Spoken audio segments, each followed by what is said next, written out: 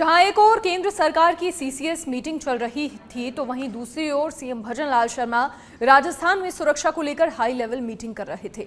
CM की अध्यक्षता में हुई मीटिंग में सुरक्षा के लेवल की समीक्षा की और इस मीटिंग में मुख्य सचिव डीजीपी से लेकर कई बड़े अधिकारियों की मौजूदगी थी। सीएम वीडियो कॉन्फ्रेंसिंग के जरिए मीटिंग कर रहे थे जिसमें सभी जिलों के कलेक्टर और एसपी को सतर्क रहने का आदेश दिया गया। इसके साथ ही सीमावर्ती जिलों में एजेंसियों के साथ तालमेल के साथ विशेष निगरानी के भी आदेश दिए गए। मुख्यमंत्री भजनलाल शर्मा ने पुलिस प्रशासन को आदेश देते हुए कहा कि छोटे से छोटी घटना को गंभीरता से लिया जाए। सीएम ने कहा, सोशल मीडिया पर अफवाह फैलाने वालों पर सख्त कार्रवाई होनी चाहिए। सार्वजनिक स्थान, पर्यटन स्थल और भीड़भाड़ वाले इलाकों में अतिरिक्त पुलिस जाब्ता भी तैनात होना चाहिए। तो ये सख्त निर्देश मुख्यमंत्री भजनलाल शर्मा की ओर से दिए गए। पहलगाम में हुए आतंकी हमले के बाद जहां केंद्र सरकार लगातार सख्ती से हर रुख अपना रही है तो वहीं प्रदेश के मुखिया सीएम भजनलाल शर्मा ने भी मीटिंग ली जिसमें सभी जिलों के जिला अधिकारियों की मौजूदगी रही। एसपी मौजूद रहे जिसमें साफ तौर पर सार्वजनिक स्थान, पर्यटन स्थल वहां पर और सतर्कता और सावधानी बरतने के निर्देश सीएम भजनलाल शर्मा की ओर से दिए गए।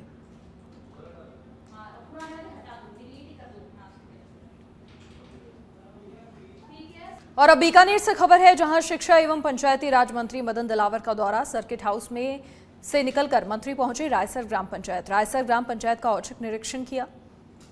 बीकानेर से ये बड़ी खबर, शिक्षा एवं पंचायती राज मंत्री मदन दिलावर का दौरा। मंत्री मदन दिलावर सर्किट हाउस से निकलकर रायसर ग्राम पंचायत पहुंचे। रायसर ग्राम पंचायत का औचक निरीक्षण।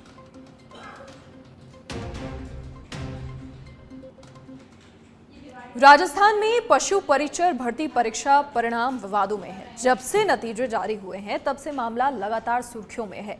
आरोप है कि परीक्षा प्रक्रिया में गंभीर अनियमितताएं हुई हैं। इस संबंध में 300 से ज्यादा अभ्यर्थियों ने याचिका दायर की है और दूसरी तरफ चतुर्थ श्रेणी भर्ती को लेकर भी प्रदेश के युवाओं की चिंता बढ़ गई है क्योंकि इस परीक्षा में 24 लाख से ज्यादा आवेदन आए हैं और 3 से 4 दिन में परीक्षा का आयोजन करवाया जाएगा। ऐसे में इस परीक्षा में भी नॉर्मलाइजेशन होगा, इसीलिए नॉर्मलाइजेशन का समाधान निकालकर प्रदेश के युवाओं के साथ न्याय करने की मांग लगातार की जा रही है।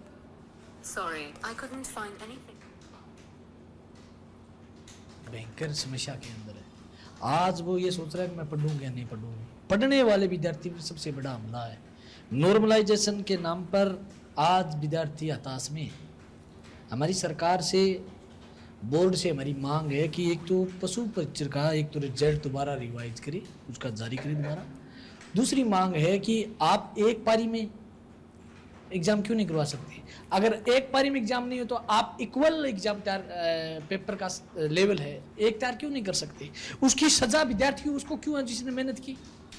आप कैसे डिफाइन कर पाओगे कि ये एग्जाम, इस पारी का एग्जाम में कठिन था, इसका सरल था। मैं कुणाल जी कहना चाहता हूँ, मैं उन युवाओं से मिला हूँ जिनके 134, 135, 136 नंबर आए हैं 150 में से। मैंने उनकी घर की पीड़ा और उनके रोते हुए आंसू देखे हैं, जिनकी माँ पोचा भारी काम कर करके, गरीबी से उठ करके, जिन्होंने जमीन बेच कर करके, बड़ी कोचिंग लाइब्रेरी में फीस भर करके, अच्छी मेहनत करने के बाद में, अच्छे नंबर आने के बाद में भी उनका सिलेक्शन नहीं हुआ। ये नॉर्मलाइजेशन, ये सट्टा है एक। इस सट्टे के खिलाफ लड़ना पड़ेगा।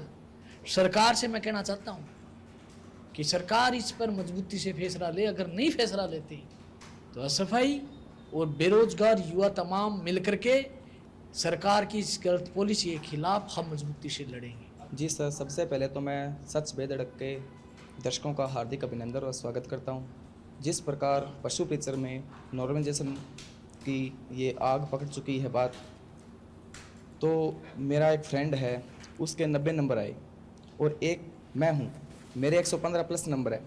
उस मेरे फ्रेंड का डीवी डॉक्यूमेंट वेरिफिकेशन में नाम आ गया और हमारा नहीं हुआ। हमने कौन सा पाप कर दिया और उसने कौन सा पुण्य कर दिया। पेपर लेने वाले समान थे, एक लड़का है, एक मैं हूँ, मान के चलो 2 लड़के हैं। समान पारियों में उसका पहली पारी में पेपर था और मेरा दूसरी पारी में पेपर था।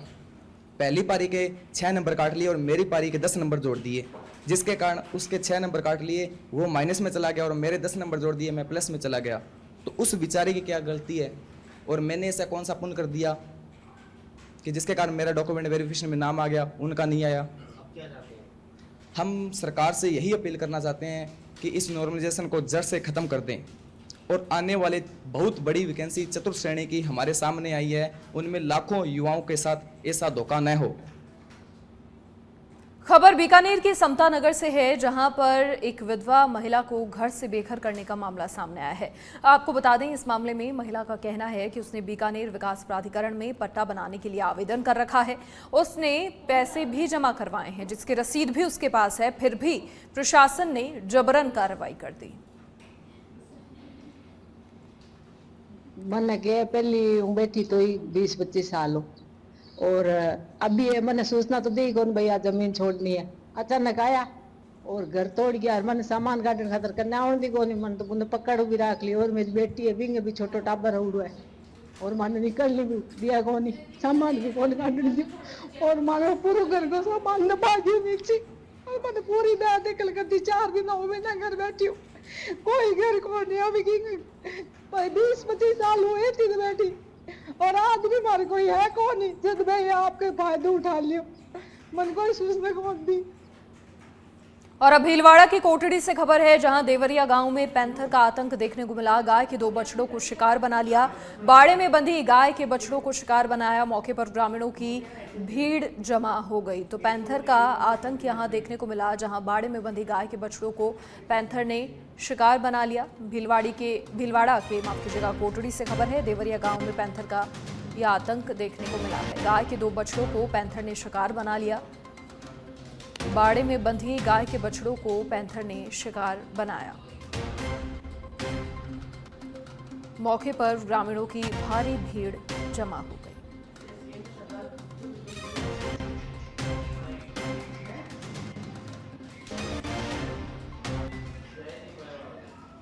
झालावाड़ के खानपुर में जल संसाधन मंत्री सुरेश सिंह रावत परवन वृहद सिंचाई परियोजना का निरीक्षण करने पहुंचे, जहां पर उन्हें ग्रामीणों के विरोध का सामना करना पड़ा। यहां डूब क्षेत्र में आने वाले वंचित विस्थापितों ने मंत्री के सामने जमकर हंगामा किया। विस्थापितों ने मंत्री से आंशिक डूब क्षेत्र के एवज में उचित मुआवजा देने की मांग की है।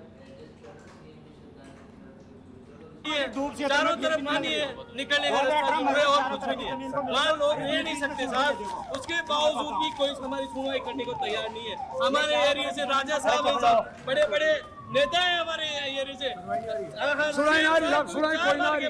मान लो 11-12 के बावजूद भी किसी ने सुनवाई करने को कोई तैयार नहीं है, कोई आश्वासन किसी ने नहीं दिया साहब। जबकि हमारे जो गृह जिला है झालावाड़, वहाँ से पूर्व सीएम